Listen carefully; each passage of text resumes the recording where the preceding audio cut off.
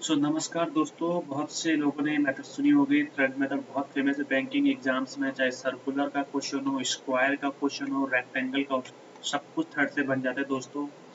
मैं आज एक क्वेश्चन आपके लिए लेके आया हूँ। मैं आपको थ्रेड मेथड से इस क्वेश्चन को कराने की कोशिश करूँगा और आप बताइए किस टॉपिक में आपको वीडियो चाहिए। मैथ्स के बहुत famous question, profit loss, time and work के क्वेश्चन आपको बैंक के एग्जाम्स के लिए चाहिए जिसमें सर कराते हैं उस लेवल के।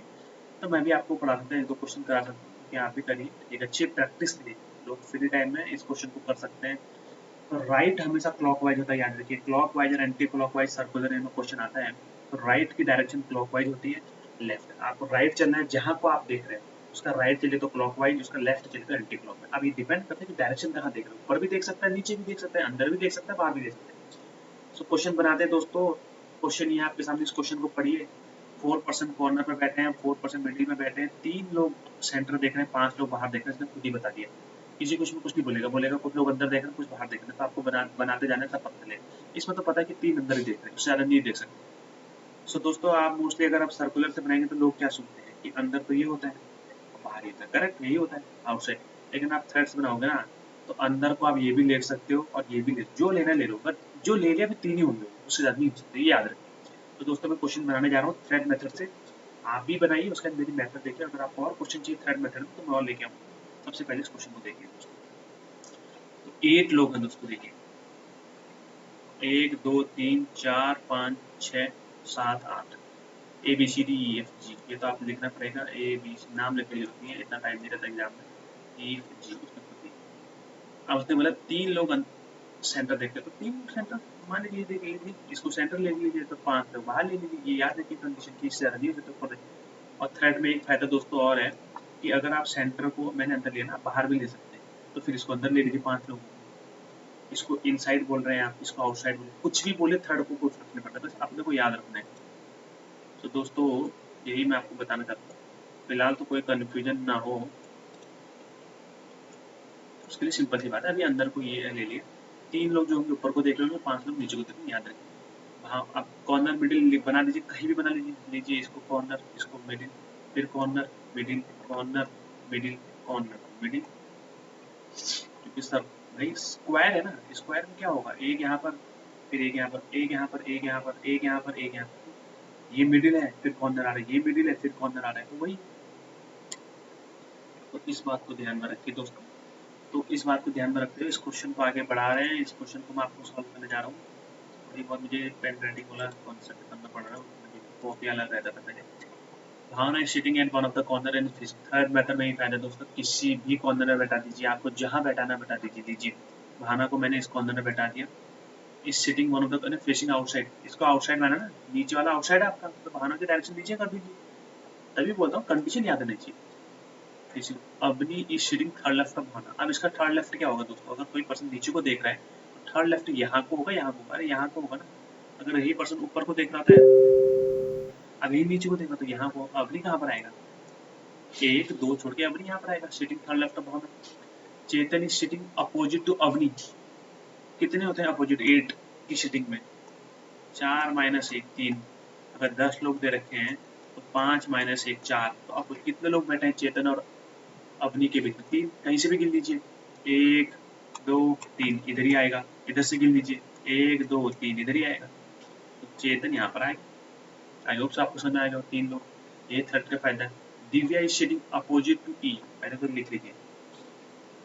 Divya is sitting opposite to E but not in the corner seat. तो दिव्या कहाँ आएगी, हिंट दे दिया उसने, मिडिल सीट में आएगी।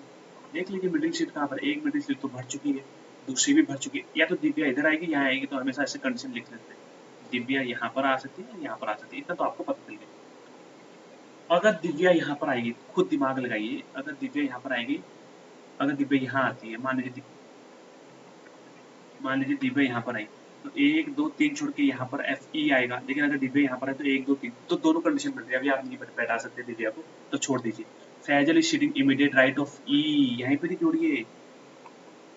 ई के इमीडिएट राइट में फैजल बैठा है। अब फैजल ई के इमीडिएट राइट में बैठा है,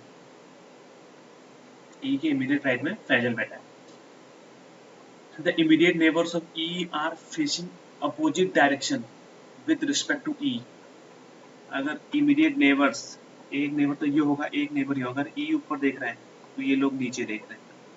ये देखिए बस इससे समझिए, अगर ई नीचे देख रहा है तो ये लोग ऊपर देख रहे हैं, एक ही से समझिए, जो भी होगा उसको उल्टा कर लीजिएगा। Ajal is not sitting adjacent to C, यहाँ पर इसको भी लिख लीजिए, एफ और सी साथ में नहीं आ सकते। Gaurav is not sitting adjacent to D,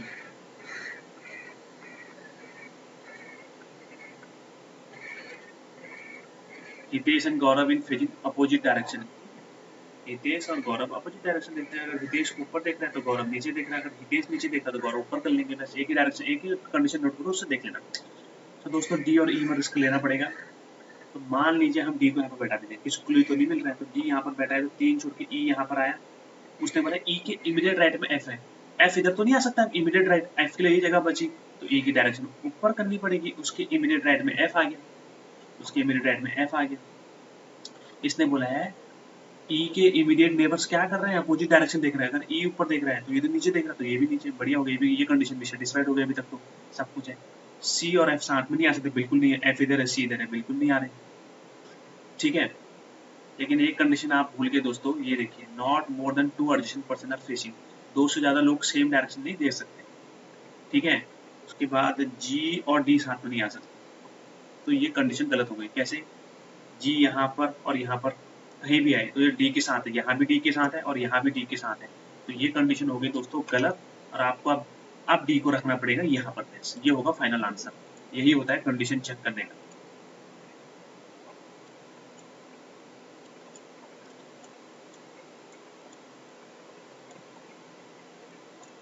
ठीक है दोस्तों, लेकिन लास्ट वाली कंडीशन नहीं बची, तो होप सो दोस्तों अब तो आपको समझ में आ गया होगा कि अब तो फाइनल आंसर है। अब डी का, अब यहाँ पर फाइनल आंसर बन गया, कैसे बन गया मैं आपको दिखा देता हूँ। कंडीशन हमने चेक, सॉरी इरेजर क्यों लिया हुआ है, थोड़ी बताने में टाइम लग रहा है दोस्तों, मैं आपको क्वेश्चन आप डी यहाँ पर बैठा दीजिए। अच्छा क्वेश्चन है दोस्तों, इतना इजी है। तो डी 3 छोड़ के यहाँ पर आ गया, अब फिर से ई का देखना पड़ेगा कि देखो एफ यहाँ पर भी आ सकता है और एफ यहाँ पर भी आ सकता है, लेकिन ये कंडीशन यहाँ ना क्या बोला है, सी और एफ साथ में नहीं आ सकते, तो एफ इधर नहीं आएगा, एफ इधर आएगा, बन गया क्वेश्चन। ई के इमीडिएट राइट में एफ है, इमीडिएट राइट क्या होगा, ऊपर नहीं नीचे को देखेगा ना, इमीडिएट राइट इधर को होगा, अब तभी यही कंडीशन होता है ई के इमीडिएट। अगर ई नीचे को देख रहा है तो ई के पड़ोसी ऊपर देख रहे हैं, तो इसको भी ऊपर देखना पड़ेगा और इसको भी ऊपर देखना पड़ेगा, क्योंकि जो ई के पड़ोसी ई के अपोजिट डायरेक्शन में देखते हैं। समझ में आ गया, जी और डी साथ में नहीं आ सकता, तो जी इधर नहीं आ सकता है, तो जी इधर आएगा, तो एच इधर आ गया। क्या बोला था उसने, जी और एच अपोजिट देख रहे हैं, तो जी ऊपर देख रहा है तो एच कहाँ देखेगा, नीचे देखेगा। और क्या बोला था, एक कंडीशन और बताइए कि 2 से ज्यादा लोग सेम डायरेक्शन में नहीं रह सकते हैं। अगर मैं डी को भी नीचे को, आप मुझे डी की डायरेक्शन तो पता नहीं है, लेकिन इसको पढ़िए ना, 2 से ज्यादा लोग सेम डायरेक्शन नहीं, अगर मैं इसको नीचे कर दूंगा तो गलत नहीं हो गया, 3 लोग हो गए, तो ये नीचे नहीं होगा, तो ये क्या होगा, ऊपर को होगा ना, क्योंकि 2 से ज्यादा लोग नहीं हो सकते, तो ये क्या होगा, ऊपर होगा, ठीक है। और सी और एफ के कुछ तो कंडीशन दी है क्या, दी है ना दोस्तों, 3 लोग अंदर देख रहे हैं, अगर ये अंदर है, ये अंदर है, ये अंदर, तो आप सब नीचे कर दो, बन गया क्वेश्चन, 5 लोग बाहर हो गए, यही आंसर होगा। तो एक बार मैं आंसर, रुक जाइए पहले मैं इन सब और चीजें हटा देता हूँ एक बार। आई होप से क्वेश्चन समझ में आ गया दोस्तों, नहीं आया तो प्लीज रुक रुक के देखिए। थर्ड मेथड बहुत सिंपल है दोस्तों, वन टाइम आप सीख लेंगे, इतना सिंपल है। मैं भी बोलूंगा अगर कोई बिगिनर है, ज़्यादा टाइम नहीं हो तो थर्ड मेथड सीख लीजिए। सर्कुलर में बहुत कंफ्यूजन होता है क्वेश्चन बनाने में, मैं यही उम्मीद करता हूँ कि अगर आपको थर्ड मेथड आ गया तो एक बार हमारा आंसर आ रहा है EGCBDHAF। तो आंसर देख लेते हैं दोस्तों, पहले यहाँ से देख लेते हैं, ई से EGCBDHAF, यही है ना, EGCBH देख लेते हैं। ई आउट देख रहा है, जी इन देख रहा है, जी इन देख रहा है, फिर सी आउट है, फिर बी आउट है क्या, हाँ, डी इन है क्या, हाँ, एच आउट है क्या, हाँ, ए आउट है क्या, हाँ, एफ इन है।